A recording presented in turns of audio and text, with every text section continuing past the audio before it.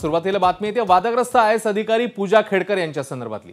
त्यांच्या प्रशिक्षणाला आता ब्रेक लावण्यात आला आणि त्यांना पुन्हा एकदा मसुरीला बोलावण्यात आलेलं आहे। या घडीची मोठी अपडेट आहे। गेल्या काही दिवसांमध्ये सातत्याने वादग्रस्त आयएस अधिकारी पूजा खेडकर यांच्या संदर्भातल्या वेगवेगळ्या बातम्या समोर येत होत्या। त्यांच्या आईने एक पिस्तूल घेऊन हातात शेतकऱ्याला धमकावल्याचं प्रकरणही समोर आलेलं होतं आणि आता या सगळ्याच्या पार्श्वभूमीवर त्यांच्या प्रशिक्षणाला ब्रेक लागतोय। पूजा खेडकर यांना मसुरीला पुन्हा बोलावण्यात आलंय। 23 जुलैपूर्वी मसुरी अकॅडमीमध्ये हजर राहण्याचे आदेश हे देण्यात आले। गेल्या काही दिवसांमध्ये सातत्याने वादग्रस्त आयएस अधिकारी पूजा खेडकर चर्चेमध्ये आहेत। मग प्रमाणपत्र असतील, त्यांची वैद्यकीय प्रमाणपत्र असतील, याशिवाय त्यांनी त्यांच्या खासगी गाडीवर लावलेला दिवा असेल, त्यांनी केबिनचा धरलेला आग्रह असेल आणि या सगळ्या पार्श्वभूमीवर आताची अपडेट येते त्यानुसार त्यांच्या प्रशिक्षणाला ब्रेक लागतोय। मसुरीला त्यांना परत बोलावण्यात आलंय। नेमकं काय घडतंय?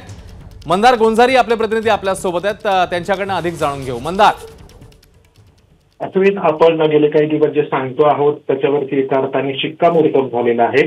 या पूजा खेडकर यांचं आयएस होणं हे तसं नियमबाह्य होतं हे यातून दिसून येत आहे। आपण सातत्याने सांगत होतो की या पूजा खेडकर यांनी आयएस बनण्यासाठी एका दिव्यांग असल्याचा बनाव केलेला होता आणि या बनावाच्या आधारे त्यांनी आयएस हे पद मिळवलेलं होतं आणि त्यासाठी त्यांनी वेगवेगळ्या ठिकाणी वेगवेगळी दिव्यांगाची प्रमाणपत्रे मिळवण्याचा प्रयत्न केलेला होता।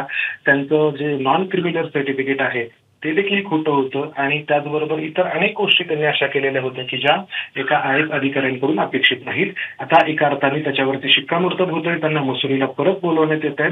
आता हे पाहायचं आहे की पुढची कारवाई काय होती आहे। अश्विन, मंदार, आता जे मसुरीला पुन्हा बोलावण्यात आलेलं आहे म्हणजे नेमकी ही कारवाई काय स्वरूपाची आहे?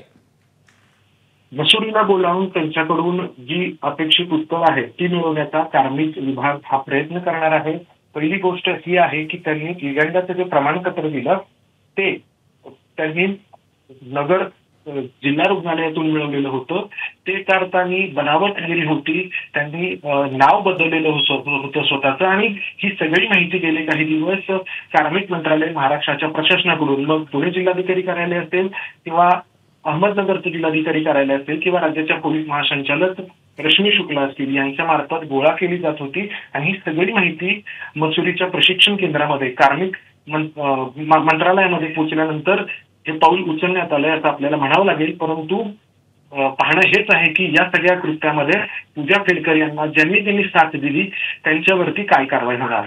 अश्विन, मंदार, एक पत्र जे आता आपण एबीपी माझाकडे आलेलं आहे त्या पत्राचा नेमका मजकूर काय आहे? कारण त्यांना ते पत्र जे आहे ते पूजा खेडकर यांनी ऍड्रेस केलेलं दिसतंय। नेमका मजकूर काय आहे त्या पत्रामधला? त्या पत्रातला मजकूर हाच आहे की तुमच्याबद्दल ज्या काही तक्रारी आहेत त्या तक्रारींचं निरसन करण्यासाठी, त्याचं उत्तर देण्यासाठी तुम्ही तातडीने मसुरीला जे प्रशिक्षण केंद्र आहे, लाल बहादूर शास्त्री प्रशिक्षण केंद्र आहे, तिथे लवकरात लवकर तुम्ही या आणि या सगळ्या प्रश्नांची उत्तरं द्या। अर्थात पुढची कारवाई करण्याच्या आधी पूजा खेडकर यांचं म्हणणं ऐकून घेणं हे गरजेचं आहे आणि त्यासाठी त्यांना मसुरीला बोलवण्यात आलेलं आहे आणि त्यानंतर कारवाईचं जे पुढचं पाऊल आहे ते कार्मिक मंत्रालयाकडून उचललं जाईल। मात्र आपण सातत्याने जे प्रश्न उपस्थित करत होतो तेच प्रश्न या कार्मिक मंत्रालयापर्यंत, मसुरीच्या प्रशिक्षण केंद्रापर्यंत पोहोचले। अश्विन, मंदार, धन्यवाद या माहितीबद्दल। मिकी घई आपल्या सोबत आहेत आपले प्रतिनिधी। मिकी, तुझ्याकडे काय अपडेट आहे या संदर्भातली? कारण आता एक पत्र पाठवण्यात आलेलं आहे आणि 23 जुलैपर्यंत त्यांना तिकडे हजर राहायचंय। मिकी, अश्विन, जर आपण बघितलं अतिशय महत्त्वाची बातमी म्हणावी लागेल, कारण ज्या पद्धतीने एबीपी माझाने या संपूर्ण पूजा खेडकर जी वादग्रस्त आयएस अधिकारी आहे त्यांच्या संदर्भात पाठपुरावे केले, जे कागदपत्र आतापर्यंत एबीपी माझाने समोर आणली त्याचाच मोठा इम्पॅक्ट म्हणावा लागेल आणि थेट आता मसुरी तिथून एक पत्र आलेलं आहे की ज्यांचे ट्रेनिंग या ठिकाणी सुरू आहे, प्रोबेशन पिरियड आहे, ते लगेच ते आत्ता थांबवण्यात यावं असे पत्र थेट राज्य सरकारला या ठिकाणी प्राप्त झालेले आहे। एवढंच काय तर मसुरी त्या ठिकाणी त्यांना पुन्हा एकदा बोलवण्यात आलेलं आहे आणि आत्तापर्यंत जे वेगवेगळे कागदपत्र समोर आलेले आहेत, ज्या पद्धतीने त्यांनी आरक्षणाचा फायदा घेतलेला आहे, त्याचबरोबर त्यांनी मेडिकल जे फिटनेसच्या संदर्भात सर्टिफिकेट दिलेले होते, असे वेगवेगळे पुरावे पुन्हा एकदा मसुरी त्यांना जाऊन त्या ठिकाणी वेगवेगळ्या प्रश्नांची उत्तरं द्यावी लागणार आहे। त्या ठिकाणी देखील एक सोबतच राहा आपल्या। आता आपल्या सोबत आहेत आरटीआय कार्यकर्ते विजय कुमार, ज्यांनी हे सगळं प्रकरण लावून धरलेलं होतं। विजय कुमारजी, जिल्हा प्रशिक्षण कार्यक्रम स्थगित करून पूजा यांना मसुरीला बोलवण्यात आलंय, या सगळ्या घटनाक्रमाबद्दल आपली पहिली प्रतिक्रिया. याचा अर्थ जे आतापर्यंत आपण काही तुम्ही किंवा आम्ही बोलत होतो त्याला कुठेतरी प्रशासनानं दुजोरा दिलेला आहे आणि त्या प्रकरणामध्ये तथ्य होतं. आपण जे काही आरोप करत होतो त्याच्यामध्ये असा निष्कर्ष याच्यातून काढला जाऊ शकतो आणि त्यामुळे त्यांचं प्रशिक्षण थांबवून त्यांना अचानक तिकडे बोलवण्यात आलंय. परंतु एवढ्याने थांबणार नाही, कदाचित आणखी पुढची कारवाई झाली पाहिजे, कारण हे साधं प्रकरण नाही, फार मोठं प्रकरण आहे. याने प्रतिष्ठित अशा IAS सेवेच्या संपूर्ण त्यांची जी प्रतिष्ठा असते त्याला धक्का पोहोचला होता. त्यामुळे ही अत्यंत महत्वाची आणि पॉझिटिव्ह बातमी प्रशासनाच्या आणि देशातल्या जनतेच्या दृष्टीने आहे असं मी मानतो. त्याच्यामध्ये तुम्ही पण जे काही योगदान दिलं आता हे करण्यासाठी, सगळं काढण्यासाठी ज्या पद्धतीने आपण लावून धरलं त्याच्याबद्दल सगळ्यांचे त्या बाबतीत आभार मानले पाहिजेत. विजयकुमारजी, आपण सातत्याने हे प्रकरण लावून धरलेलं होतं आणि आता ज्या पद्धतीने परत बोलवण्यात आलंय, इथून पुढची कारवाईची पावलं काय असू शकतात, आपली काय मागणी आहे या संदर्भातली? कारण आता परत बोलवण्यात आलंय. याच्यामध्ये त्यांना बडतर्फ करून त्यांची जी काही IAS हे होतं पद होतं ते काढून घेण्यात यावं आणि ह्या सगळ्या फौजदारी गुन्हे आहेत त्याच्यामध्ये फौजदारी गुन्हे दाखल झाले पाहिजेत. कारण प्रशासनाला फसवून त्यांनी कागदपत्र मिळवलेली होती, त्यामुळे ते ह्या फौजदारी गुन्हा दाखल झाला पाहिजे सगळ्यांवर.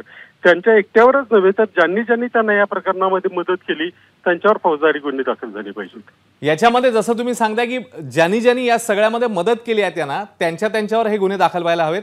याच्यामध्ये नेमकं कोण कोण इन्व्हॉल्व्ह आहे, आपली काय माहिती आहे याबद्दल? याच्याबद्दल ज्या ज्या तहसीलदारांनी त्यांना नॉन क्रिमिलियर दिलं असेल किंवा ज्या अधिकाऱ्यांनी त्यांना अपंगत्वाचे दाखले दिले, ज्या अधिकाऱ्यांनी त्यांना तिथं अटेम्प्ट संपल्यानंतरही पुन्हा पुन्हा परीक्षेला बसायची परवानगी दिली, त्याच्यामध्ये बऱ्याच जणांचा हात असणार आहे. ते प्रशासनातली मंडळी असणार आहेत, त्यांच्यावरही कारवाई व्हायला पाहिजे. एकट्या पूजा खेडकर यांच्यावर कारवाई करून चालणार नाही. तर जर कारवाई केल्याचं खरंच लोकांना दिसावं असं वाटत असेल तर संबंधित सर्वांवर कारवाई झाली पाहिजे. विजयकुमारजी, एक प्रोसिजर म्हणून विचारतो, 23 जुलै आधी त्यांना हजर राहायला सांगितलेलं आहे.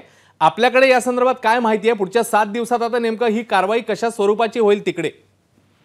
नाही, त्याच्याबद्दल मला माहिती नाही, परंतु तिथे त्यांना पुन्हा प्रश्न विचारले जातील. कदाचित त्यांची कागदपत्र आहे ती पुन्हा तपासली जातील आणि त्या अनुषंगाने त्याची ओरिजिनॅलिटी काय आहे, वस्तुस्थिती काय आहे याची संपूर्ण चौकशी केली जाईल. कारण याच्यामुळे या एका प्रकरणामुळे संपूर्ण देशातल्या IASच्या निवडीच्या प्रक्रियेला कुठेतरी बाधा पोहोचत होती, धक्का लागला होता. त्यामुळे त्याच्यात कसून चौकशी केली जाईल असं मला वाटतं. पुढच्या 7 दिवसात आता या घटनेचा जसं आता आपण फॉलोअप केलात, पुढच्या 7 दिवसात कसा फॉलोअप करणार आहात याचेही अपडेट्स आपण ठेवून पुढे जाणार आहात? येतोय रोजच्या रोज काही ना काही येतंय. त्या गोष्टी आहेत त्या जशा जशा येतील, कारण अजून बरीचशी मॅटर पुढे येत आहे, त्या सगळ्या आपण लोकांच्या समोर मांडत राहू. विजयकुमार, हा बोला बोला राहू बोला बोला. प्रशासनालाही कळवत राहू. खरं तर गरज नाही त्याची, कारण आम्ही जी माहिती काढतो ती ऑलरेडी प्रशासनाकडे आहे. त्यामुळे नव्यानं आम्ही काही सांगायची गरज नाही. कदाचित त्यांच्याकडे जास्त माहिती असेल, पण तरी आमच्याकडे जे काही ते आम्ही ते त्यांच्यापर्यंत पोहोचवू. या सगळ्या संदर्भात जसं आपण म्हणता की आपण पोहोचवू, पण कुठल्या सरकारच्या कुठल्या प्रतिनिधींशी, कुठल्या वरिष्ठांशी आपलं बोलणं झालंय याच्या संदर्भात? नाही, वरिष्ठांशी बोलणं झालं नाही, पण काही लोकांनी नक्की फोन करून चौकशी केलेली आहे. बरं, आणि कारवाई होईल असं वाटतंय मला त्याच्यामध्ये. सरकारमधल्या काही लोकांनी आपल्याला फोन केले होते विजयजी? हा, काही आहेत अधिकारी ज्यांनी केले होते फोन. त्याच्यामध्ये त्यांची नावं सांगणं योग्य होणार नाही, कारण बिचारे चांगलं काम करतायत, त्यांना कशाला मी हे करू. बरं, पण म्हणजे हे प्रकरण पूर्णपणे जसं तुम्ही लावून धरलेलं आहे, पूर्णपणे याच्या लॉजिकल एंडला जाईल याची खात्री वाटते आपल्याला आता?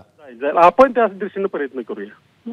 विजयकुमारजी, खूप खूप धन्यवाद. सविस्तरपणे आपण या सगळ्या संदर्भात आमच्याशी बोललात त्याच्याबद्दल. तेव्हा विजयकुमार RTI कार्यकर्ते ज्यांनी हे सगळं प्रकरण लावून धरलेलं होतं, त्यामध्ये आता एक मोठी अपडेट येते. माझानेही ही बातमी लावून धरलेली होती. पूजा खेडकरांवर खोटं सर्टिफिकेट दिल्याचा आरोप आहे आणि आता या सगळ्यानंतर जिल्हा प्रशिक्षण कार्यक्रम स्थगित करण्याचे आदेश त्यांना देण्यात आले. दिव्यांग सर्टिफिकेटबाबत अहवाल सादर करण्याचे आदेश आहेत. 23 जुलै आधी त्यांना या सगळ्या संदर्भात जी आहेत ती पावलं टाकावी लागणार आहेत. बनावट कागदपत्रांच्या आरोपांवरून ही कारवाई करण्यात आली आहे. वादग्रस्त IAS पूजा खेडकर प्रकरणी एक मोठी अपडेट. ABP माझाने देखील सातत्याने ही बातमी लावून धरलेली होती.